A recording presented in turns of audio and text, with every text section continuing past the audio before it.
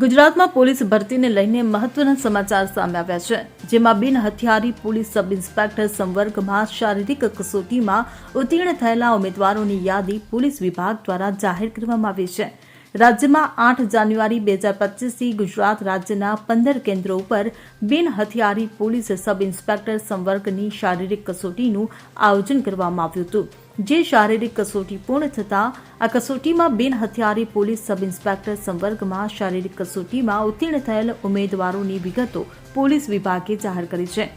શારીરિક કસોટીની યાદી ઉમેદવારો પોલીસ ભરતી બોર્ડની ઓફિશિયલ વેબસાઇટ પરથી માહિતી મેળવી શકશે. ભરતી બોર્ડ દ્વારા જણાવવામાં આવ્યું છે કે ભરતી પ્રક્રિયા દરમિયાન કોઈ પણ ઉમેદવાર ગેરલાયક હોવા છતાં તેમને યાંત્રિક, ક્લેરિકલ અથવા બીજી કોઈ પણ ભૂલના લીધે લાયક ગણવામાં આવ્યા છે કે પસંદ કરવામાં આવ્યા છે તો કોઈ પણ તબક્કે તે રદ થવા પાત્ર રહેશે, જે તમામને બંધન કરતા રહેશે. તેમજ જો કોઈ ઉમેદવારને શારીરિક કસોટીના પરિણામની વિગતો અંગે કોઈ વાંધો કે રજૂઆત હોય તો 22 ફેબ્રુઆરી 2025 સુધીમાં ગુજરાત પોલીસ ભરતી બોર્ડને અરજી કરી શકે છે. Bureau report CN24 news. હવે જુઓ દેશ દુનિયાની તમામ ખબરો તમારી આંગળીના ટેરવે. ઉઠાવો મોબાઈલ અને Google Play Store પરથી ડાઉનલોડ કરો અમારી CN24 ન્યૂઝ મોબાઈલ એપ.